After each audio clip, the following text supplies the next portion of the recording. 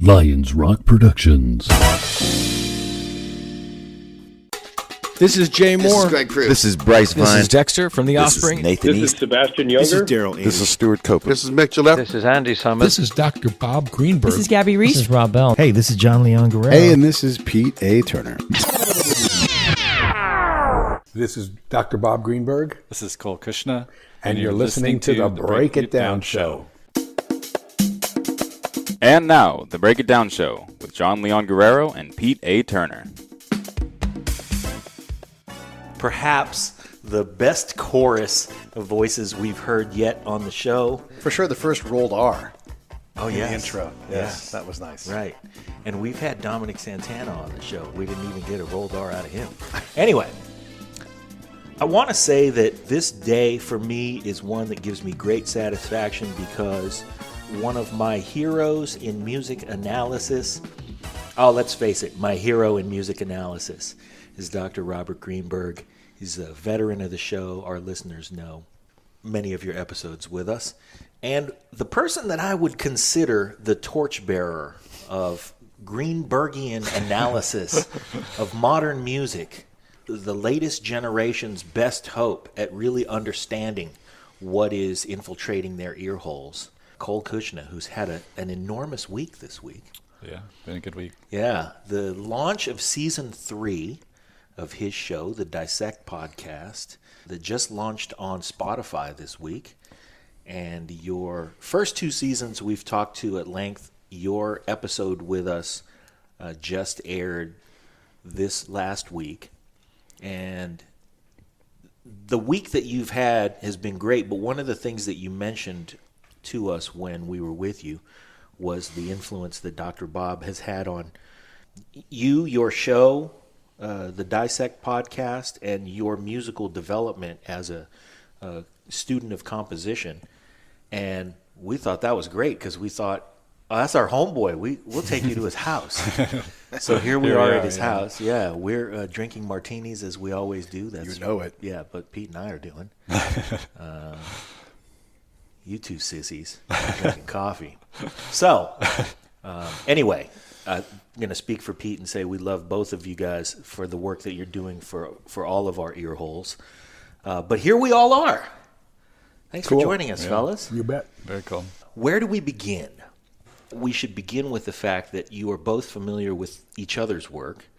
Would you think it's accurate, Dr. Bob, that Cole is kind of picking up the torch where you are the primary discusser of literate music in most of our lives?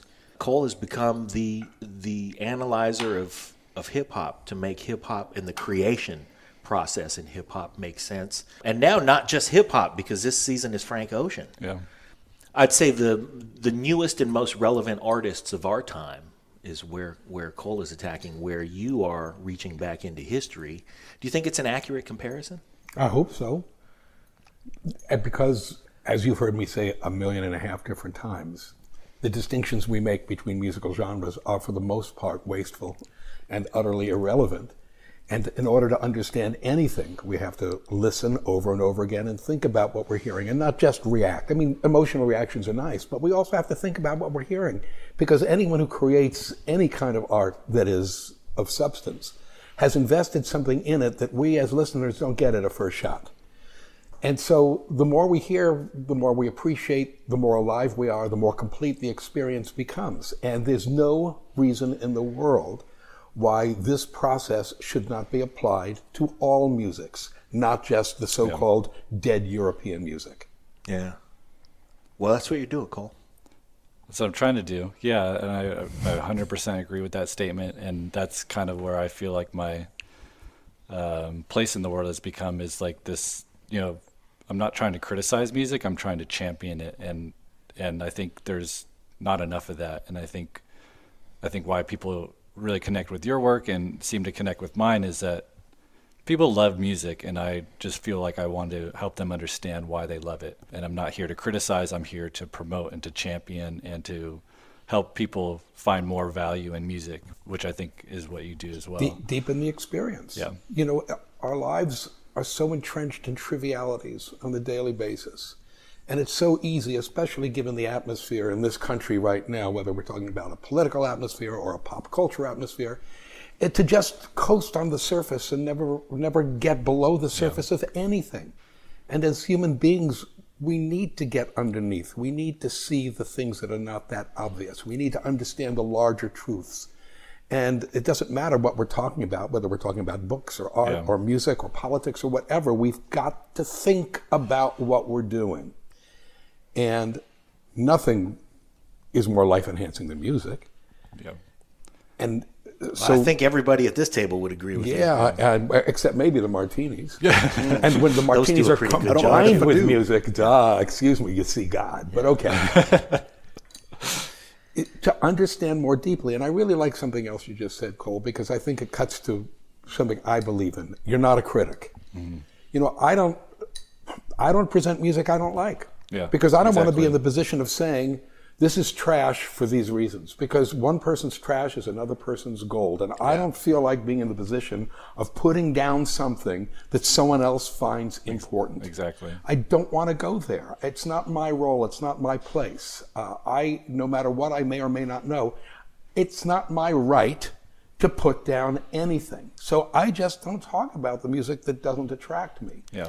And so I'm not in a critical situation. Well, I'll take it a step further. I want to say that your analysis of music, both of you, is not just because you've chosen a piece of work that has spoken to you and that you've chosen to speak to the people who have connected with that piece of music as well. But when you have a piece of music in front of you that you go, that's not for me. It's not just out of compassion for not wanting to be critical of that piece of music. It's because that music hasn't genuinely reached in and touched you. So there's a sincere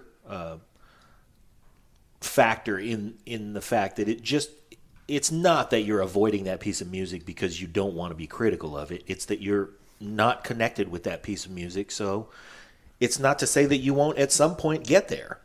Perhaps, but I would add something to that, because especially in the world of art music, concert music, particularly contemporary, there's a lot of charlatanism out there. Oh, yeah. There's just a lot of crap. There's a lot of people who don't know what they're doing.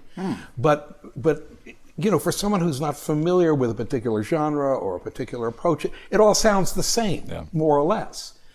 I can see through a piece within about 5 seconds. I'm sure all of us can. And I see no reason to address those issues. You know, the more we say this music is by a charlatan, and a listener is saying, well, I can't tell the difference between the charlatan and the stuff that you're saying is great. Therefore, it must all be charlatans' music. I can do more damage to myself than good by actually addressing these issues. Yeah. So it's not that something has not necessarily resonated with me. Sometimes that's the case. Listen, I'm not a huge fan of Philip Glass. The world loves Philip Glass. One day, I might very well be seized by Philip Glass's music, and I will admit that. It's my shortcoming that keeps me from appreciating his stuff. So there's a case where I would agree with you. It just doesn't resonate with me for whatever my reasons are, my problem. But there's lots of music out there that's just kind of trash. And I won't address it because I don't feel that's my role. How does it happen? We had Allie Willis on the show, and she wrote Boogie Wonderland, September for Earth, Wind & Fire, Neutron Dance for the Pointer Sisters. And even in her own music, she's like, once she gives it up to the client, they change it or do whatever. They're like, we're taking that bridge out and we're just going to whatever. It might take her years to hear the new version of the song in a way that her ears can handle it. How is it that we're able to accept something later that we couldn't? And then the music, like for me, The Doors is very adolescent music. It's angry young guy music. And it does nothing for me anymore. Can you help me understand that at all?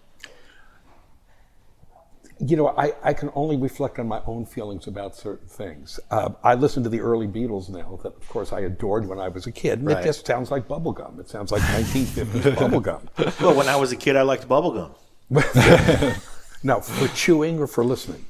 Both. Oh, my goodness. But now I like martinis. Yummy, yummy, yummy. You got love in your tummy. Yes. As he holds a cigarello of salami in his hand. So our tastes mature. I think one thing is we age through certain things. Mm-hmm. Although if we grew up with them, we still have the nostalgia value. Sure. You know, no matter what happens, those early Beatles songs will still remind me of when I was a kid, and that's a very positive thing for the most part. You're talking about is fascinating, of course, because you're talking about a creator coming to grips with interpretations that go beyond how she heard her own music. Right. And she knows how to write a song because she's in the Songwriter Hall of Fame. Right. And so she's got a lot to get over when she hears her song in a different way. But sometimes it sucks hearing people crap with your conception, and that's the nature of the business. Right. But there's nothing, and that happens even in the art world too. You know. Yeah, I was going to say the performance of a great work can be easily misinterpreted if it's in the wrong hands. So. Exactly, and there everything is scripted. You know, everything is scripted as opposed to a song where half of it is improvisation. But still, there's so many ways to murder a piece of music or just misinterpret. Yeah. And it's not even that these people are misinterpreting her songs. They're simply doing them in ways she would not have done them. And that's enough. I can understand completely her feeling. Or didn't do them at her pass. Yeah, that must be really hard for somebody else to take a pass. Yeah. That must be really hard for someone like that. Because the variables are so great. I mean, in a performance of concert music, you can simply say to someone, schmuck, follow my tempos. Yeah, right? I wrote it down on the paper. Just do what I told you to do. Right. But now we're talking about something that's not written on paper, so the implication is you have the freedom to go where you want to go. Yeah. I can see where that would be really hard. And then the song is a lifetime hit as well. So like they took it and they changed it, and you're like, that's not the song I wrote, but like, thank you. It's super. You've got a lot of ego to get over at that point too. I guess the only good part of all of that is if it's a lifetime hit and there's a new interpretation that everyone likes, you're going to see a little moolah. Yeah, exactly. Wet my beak, and there's nothing wrong with a wet beak. So my favorite thing to do at Casa Greenberg, where we're enjoying martinis and charcuterie, is to wash Dr. Bob's balls. Cole, help me out. What has Dr. Bob done for you in terms of your ability to understand your own path as a composer, as a composition student, as a whatever it was you were doing while you were consuming Dr. Bob's content? Yeah, I mean, it's hard to know where to start. I think I didn't listen to classical music until I actually heard your courses. And my background was self-taught musician, started playing guitar, wanted to be Jimi Hendrix at 13 years old, playing in bands until I was about 25 is when I went to college for music. And I think the biggest thing I would say is that you provided an entry point into a music that I had no interest in, or I had interest in, but it wasn't anything that I really thought I would fall in love with. And you provided that entry point through your courses, and I think you've done that probably. I'm sure I'm not the first person to tell you that, but I think that's, for me, the biggest value of your work was just getting me in the door.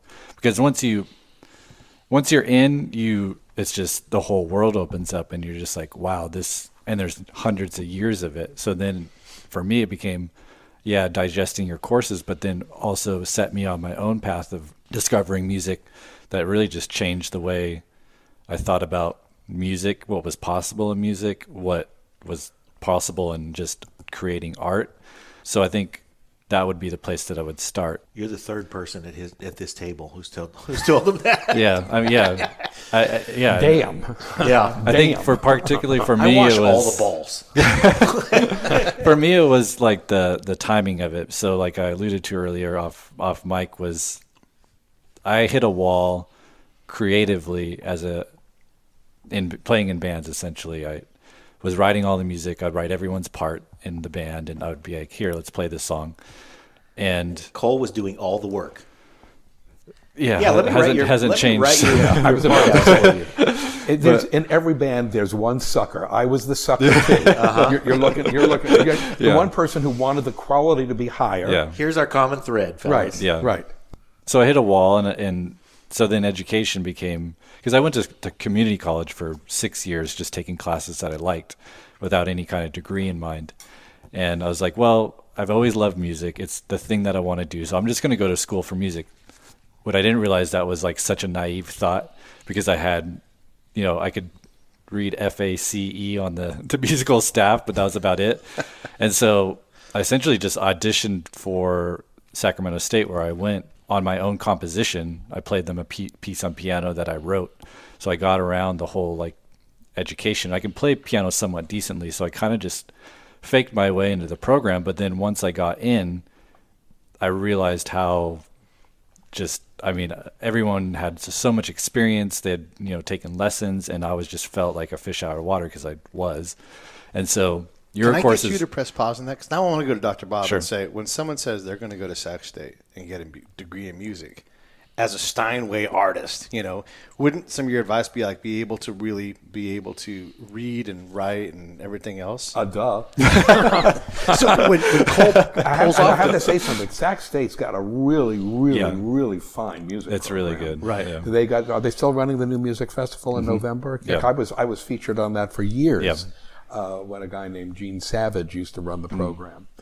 It's a wonderful program and a first-rate facility. So yes, if someone said, I don't really read music, but I'm going to get into the music program, I would say, I think it's time to take really intense private lessons for a year and then apply. Yeah. So that's This is really like some Frank Abagnale shit. Yeah, but You it know, worked. it's But like, it worked. I'm going to be a surgeon or an airline pilot. I'm just going to get in the uniform Yeah. and walk in and then look around and But do what he does. But here's the diff. It was school. It wasn't like you were applying for a job teaching there. Yeah, exactly. You were Yeah. getting in there to be taught. Yeah. You just had a much deeper learning curve Yeah. than most, but you managed to survive it. I did, yeah. And again, this all goes back to your work. Is like, so I was taking these college level music theory courses and everything, and then on the side, I was just binging all of your courses, which really helped. I felt like I really caught up in a very quick amount of time, because the great thing about your courses is that you download them and you can just, it's at your own pace. So what would usually have taken years if I was taking these classes week by week took me just, 6 months, a year, whatever it was. And by the end, I felt like in a lot of ways I actually became more educated than a lot of people in. That's going to be a question I was gonna Aside ask, from yeah. the reading music, which is still not really my forte. I can't sight read worth anything still, but the history, the basic theory, like the terminology I wasn't familiar with. So it really fast forwarded my education to where I actually was able to make it through, because those first 2 semesters, man, it was some of the, I wouldn't say darkest times, but it was stressful. I mean, Cloudiest, certainly. Yeah, I mean, I was very seriously considering like dropping out and finding something else. It seems to me you had 2 things going for you right away. You were 25. You weren't a kid. Yeah. So you had life experience, and Yeah. you had real, genuine desire. And second of all, obviously, really smart, because most people couldn't have handled that. That's all there is to it. Yeah, they're just not prepared. Most people, emotionally and intellectually, couldn't have handled that. And Emotionally, you did. it was definitely tough. The intellectual part I've always loved to learn, so that was like, let's do this. But like the emotional, I mean, the first day I was in concert, like, so it's funny because as a composer, you just get stuck as what's your main instrument, and then you try to do. And mine was piano, so then I got stuck in concert band as my ensemble, mandatory ensemble stuff. So then I had to play percussion. So then, so I'm just already a fish out of water, and then I have to start playing percussion on the fly, and then read music to play percussion that I didn't really know how to read music. So like literally the first day of band, I was trying to play the bass drum, and the professor stopped the whole class and singled me out of course and was like, let's play your part solo in front Everyone of around you was 7 years, 8 years younger than you are, and all the little girls are looking like, ew. and like he's counting all the time, and I'm girls who trying can to bang on sight this bass drum for the life of me, and it was just like I still remember that and just being obviously humiliating. But the bright side was, and I, as much as it's hard for me to like talk about myself, I ended up graduating on the dean's list. The faculty chose me as like the outstanding student of my graduation class, which I feel like is still my personal biggest accomplishment. Because Were they aware of your whole you created for yourself to start from? Like, no, I never really told anyone. so you got there just on the merit of your just work ethic and everything else. Then I think work ethic was probably the biggest and intelligence. Yeah, I mean, well, let's face clearly, it. clearly, yeah. I tell you guys a great story that you're going to really appreciate. The older guys here might remember. There was a journalist named George Plimpton. Oh, yeah, right. He wrote a book called Paper Tiger. Do you know this story? Okay. He wrote a book called Paper Tiger, and this is what made him famous, because for a full season, he became a member of the Lions? Yeah, the Lions, the Detroit Lions. So Paper Lion, thank you. Paper Lion was the name of the book. He became a member of the Detroit Lions football team as their fourth string quarterback, because he had played quarterback in college or something. But really, it was a chance to observe the team up close, to be a member, and that's why he was nothing but a paper lion, because he really couldn't play. You know, they put him in, he got smashed, he got kicked, he got this, he went through the practices with them, and he wrote about this. And so this was his formula. He would put himself in professional situations that he had no right to be in, and then write about the experience afterwards. And it's really interesting. I once heard an interview with him, and he was asked, what's the toughest position you have ever been in? I mean, the most difficult. Was it, you know, having to throw a ball in a professional football game? I mean, I guess none of those things. He says, for a week, I was a member of, I think it was the New York Philharmonic Orchestra. Oh, boy. They put me in the percussion section. They put me at bass drum. And they're playing a piece, and he only had to hit one note in the concert. One note, and he had done it in rehearsal. And completely by accident. One moment he has to hit the bass drum, and it's in concert, and everyone's listening, and everyone's watching, and he gets to the point, and the conductor points at him, and he says, I turned to ice. I froze. I paralyzed. You know, it wasn't like being on a football field where you're just using your whole body and you can just run. He said, I froze. Yeah. Wow. And it was total paralysis. And of course he missed it, and everyone laughed and blah, blah, blah, blah. Yeah. But it was playing a freaking bass drum, which was the single most difficult thing he ever said he had to do in his career. And there you have it. And you had exactly the Plimptonian experience. You had exactly that experience. Yeah. Yeah. It's funny. You know, in the Army, you march, and you march off of the bass drum. And so it's like boom, boom. And it seems like the easiest thing in the world, but you're telling me it's not, so I believe you. And it's just crazy to think that. I don't know it's how the easiest thing in the world when you're just playing a steady cadence of quarter notes for everybody to march to. And if you've been doing it since you were a you kid can't fuck the guy actually is in a band who does it. Yeah, I mean, let's face it. You got a drummer in the military. The kid's he or she's been playing drums, right? His or her whole life. That's their job, right? That's it. The military drummer, Pete, is George Parker. Yeah, right. Yeah, and he was an accomplished drummer who joined the Navy to be a diver, and they pulled him out of the pool, pulled the gear off of him, and said, somebody told me you could read music. And he said, yeah. And they went, all right, here, take this, go to that building. And then he was recruited for the Navy band. And he had a successful 20-year military career as a drummer in the Navy. The thing about your Plimptonian experience is that I made it all the way through high school, concert, and jazz band, and I never learned how to read. And so I'm going to shout out the composer of our Break It Down Show theme song and our what we like to call our band leader, Corey Jacobs, who was the guy who stood next to me who could read everything, and he would kick me just before I had to hit whatever it was I had to hit. In exchange for that, how do I put this? I was the Dr. Phil to his love life. I was about to say, you found him the ladies. Yeah. I tried to drag some situations together. You kicked him when he needed to talk to the girl. That's true. There we go. He is now a spectacular songwriter, keyboardist, just virtuosic capabilities. But I can absolutely relate to straddling that bass drum and hoping I don't fuck this up. That's in high school band where the stakes are pretty low. And when you get to the point where you're playing in college and everybody has been groomed for that experience in all those chairs except for the one that you're occupying, that does take some huge brass nuts. So, good job there. But the other thing is, when you graduated on the dean's list and you were selected as the student that they wanted to honor in the program the year that you graduated, those people didn't know. And now that your podcast has soared into the stratosphere and this story is out, there are Sac State folks. I was going to say, there's going to be, his biographer is going to make a lot out of this. Yeah, that's true. And there are, the dean, who's likely still the dean up there, is going, that motherfucker. No, he's going to be proud. Yeah. He's going to be rightly proud because he's ours. Yeah. He's ours. Also, I want to point out that I once asked the great Rick Marotta. He talked about how they do the satellite simulcast of the recording of the Academy Awards. The Academy Awards Orchestra is at Capitol Records, and they're recording there, and they're, looking at iPads on FaceTime or whatever of the ceremony that's happening at the Kodak Theater. And I said, man, do you ever do that gig? Can you read that well to do that gig? And he said, I can read well enough to get fired from that gig. and that is the legendary Rick Marotta. So I would say, Cole, you're in good company, and you continue to inspire those of us who love music for the sake of loving music and have the balls to say, fuck it, I'm going to go get that education, even though there's probably some people in line ahead of me. It happens a lot.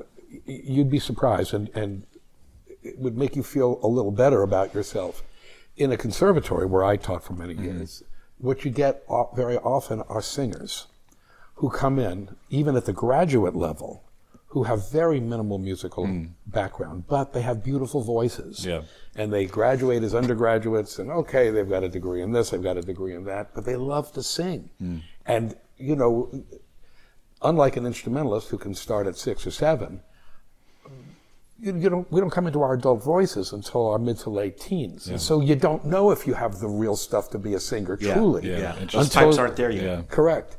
And where did you teach at conservatory? San Francisco Conservatory. No kidding. Oh, yeah. No, did you teach George Duke? This episode of the Break It Down Show is brought to you by Lions Rock Productions. That's us. We publish, evaluate, and develop podcasts just like this one, consult others to build their own, and create associated content and content marketing strategies. So if you're launching or expanding your social media presence, your business, or your personal brand, or if you just want to take your media presence to the next level, reach out to us on Twitter at Pete A. Turner or at JohnLG69 at the Break It Down Show. There's 1,000 ways to get a hold of us. Now enjoy the show. No, he was way before. He was way before you. Okay, way before my time. Yeah. Although, ask me my Bobby McFerrin story. Oh, I'll tell you that in a moment. But back to the point. Do you know who George Duke is? Mm-mm. Okay. Keyboard player. This is an indicator of the 3 generations that exist at this time. Yeah, but he's well older than I am. George Duke is? He's got to be in his 70s. Yeah, I guess he passed on about 5 years ago. Okay. Yeah, I suppose so. Yeah. You're right. Yeah, no, I had a lot of wonderful students. But a lot of the voice he's one of those black guys with great skin, though, so I thought maybe he was in his 30s still. No, nice try, dude. I'm a huge fan of George Duke, and I know that he studied at the conservatory, but you're right. He probably escaped out of there in the very early 70s before you even came here. Yeah. No, but back to the point is a lot of the students, undergraduate and especially graduate in the voice program, came with very minimal musical skills. Now, most singers can only sing in one clef, even if they're educated. They sing in the clef in which their voice is set. And you got to be able to read at the piano. You've got to be able to accompany yourself. I mean, you can't hear the harmonies and stay in tune if you can't at least do that. And it's like pulling teeth out of a hippopotamus sometimes. Getting Is that easy to do? Students up, a big pliers. If you got the right set of pliers. I was going to say big pneumatic pliers. Yeah. But it's not uncommon to have a master's student in voice having to do tremendous amount of remedial work. Yeah. And it puts unfair pressure on them. This is a discussion I used to have with some of the voice faculty. Such and such has such a marvelous voice. This is a potential professional voice. But the person can't read music. We'll find a way. We'll find a way. It's like knowing a 5th grader who can throw a rock far and going, there's a World Series pitcher. And the kid is great. The kid's got a beautiful voice and really wants it. But I have to say, a 23 or 24-year-old grad student plopped down among other people who've been doing this since they were 5. And groomed for it. You can't help but compare yourself to the people around you, and it could be very debilitating emotionally. Yeah. And tough. And so I get it. But as a grown adult straddling that bass drum, Cole was able to look around at his peers and say, I'll shove this mallet up here. I'm not sure Cole really thought that. This is a very sweet, gentle face. Hold on a second. Yeah, but he's scrappy too. You don't realize it. He had to get his way through that. There is a difference, though, in a seasoning. Like a lot of my peers that go to the Army and then come back, they will outwork any 18-year-old because they're like 16-hour days. Shit.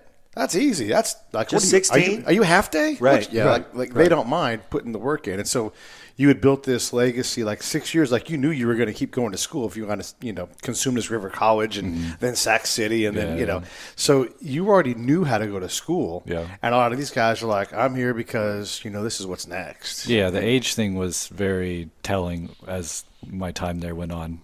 I was 100% more dedicated than most of the people there. Yeah. And a lot of it, I think, just was age. I was coming in here voluntarily. It wasn't like, oh, I just finished high school. What do I do now? Or my parents want me to do this thing. It was, I was there because I wanted to be there. And that made a huge difference, which I wouldn't recommend it for everyone. But my experience of going to college later actually was, I thought, perfect for me at least. Because you weren't just trying to get through the classes. You were like, I want to learn and I want to embody these things. And I feel like if I was any younger, I'm glad I didn't go when I was 18 because it wouldn't have been the experience that I would now, revere. So maybe that's what graduate school is for people more. Besides, when you were 18, you were busy doing other things. And so who would have banged all those chicks and played all those games? Oh my God. We should all have been so lucky, John. So 18 years old only looks good in retrospect. As a fellow appreciator of Dr. Bob's work, one of the reasons why I got into Dr. Bob was I knew I enjoyed opera on the surface, but I wanted a deeper understanding. Yeah. Also, I wanted to understand, and my dad had a degree in music also, so I wanted to kind of find a way to maybe make us be closer because we never were. So Dr. Bob provided me with that. And took my understanding of what opera was versus musicals and all the other courses in that vein. You gave greater depth to Pete's relationship with his father. I know this shit's so humbling to me. Honestly, it's crazy, honestly. right? Yeah. But so what I want to ask you is, what did Dr. Bob give you that maybe you didn't have before? I mean, you've been through the courses. I've been through most of the courses myself. But what gifts are left now where you're like, wow, you know what? I really can appreciate Brahms. You're just embarrassing me more and more now here. Well, come on, dude. He allowed me to act smart in front of bitches. Oh, I'm sorry. Were you not talking? You weren't talking to me. I'm sorry, Cole. That Martini's kicking in. Yeah. No, I think, not to sound overzealous, but literally what I'm doing now would not be possible. Dissect is modeled after your work, so it's what I'm doing for a living, how I'm making money and doing the thing that I love to do would not have been possible. I'm pretty confident in that. Wow. So it's, What's your franchising fee? Yeah, right. I wish. You know what? The fee is just the joy I'm feeling right now. Oh my gosh, right, yeah. To tell you the truth. It's exciting. You're bringing tears to my eyes, guy. Come on. Yeah. I mean, it's great. I mean, like I said, it's surreal even to be here. And I won't carry on too much because I know I've been in your positions, but that's Dissect changed my life.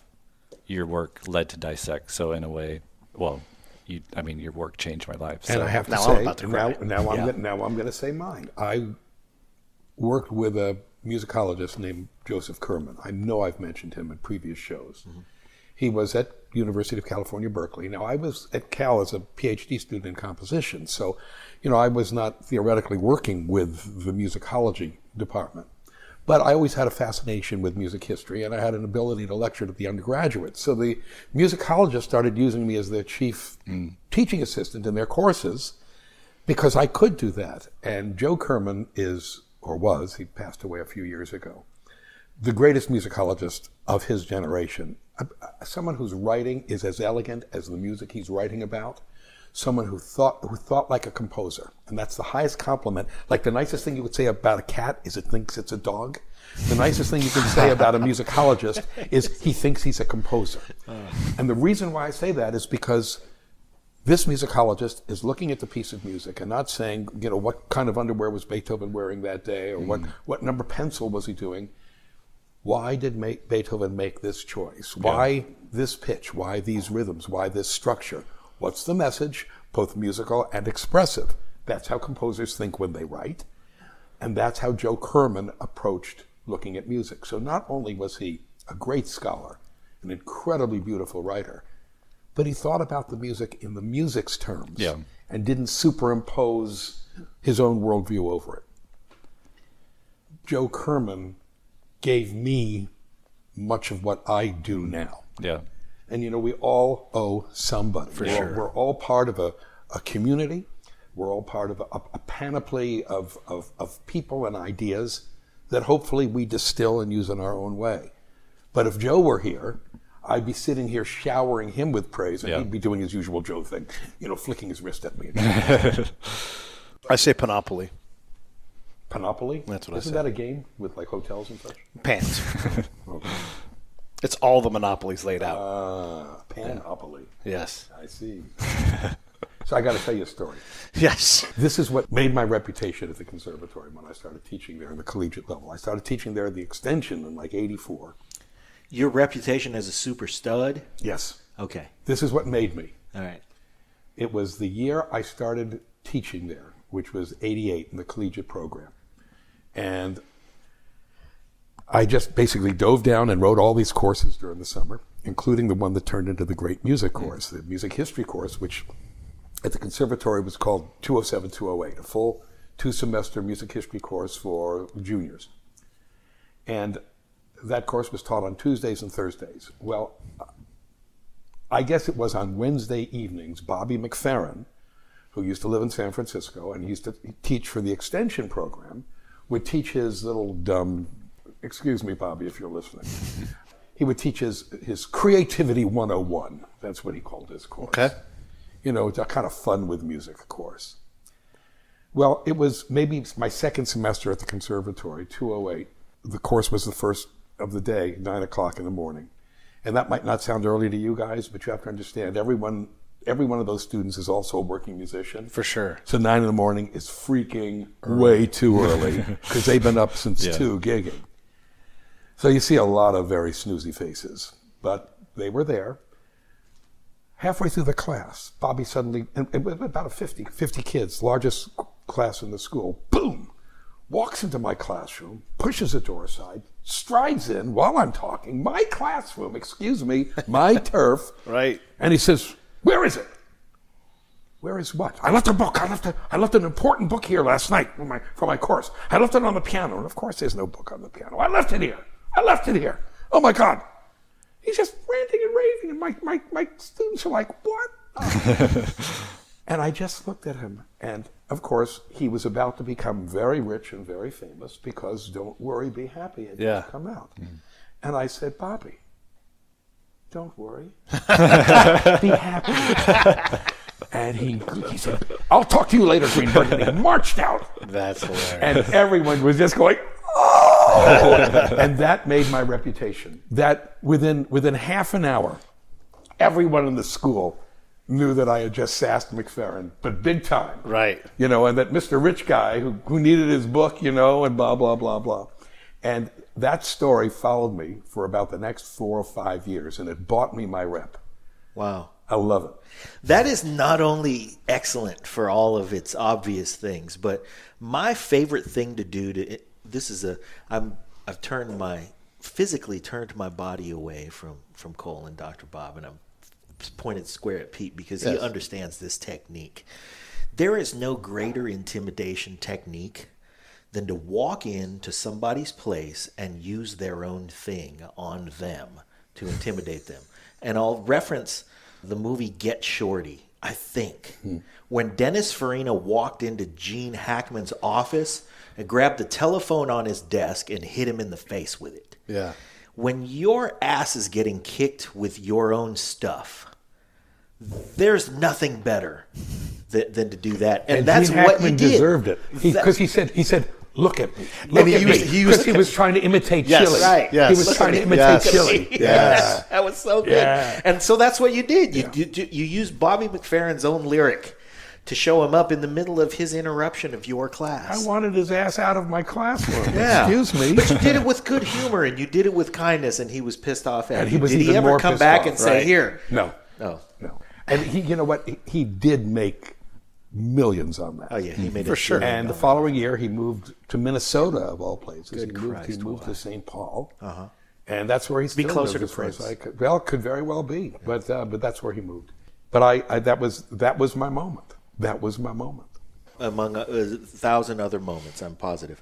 I'd really like to talk about the fact that of the four of us here, there's one guy who this week really sort of cracked the nut on where to take this medium of dissecting art or literature or whatever everybody's into. I mean, Pete and I, we try to take the person who would be the most interesting person at a cocktail party, and then we apply the techniques that Pete learned in interrogation and that I learned in investigation to pull that person's process apart so we can figure out what it is that made it happen. Cole this week had his Dissect podcast launch on Spotify to great, not only acclaim, but fanfare, and to a ton of feedback that has come back this week that is all absolutely justified. We talked yesterday. Pete and I went to the Herbst Theater at the San Francisco Opera House to watch. Oh, that was nice. It was magnificent to watch a lecture by Dr. Bob where he was accompanied by the great music of Shostakovich. What's Shostakovich's first name? Dmitri. Okay. The great music of Dmitri Shostakovich. You gave historical perspective. You talked about his relationship as a Russian to the people around him and to the government of the USSR. Then you had pieces of music that were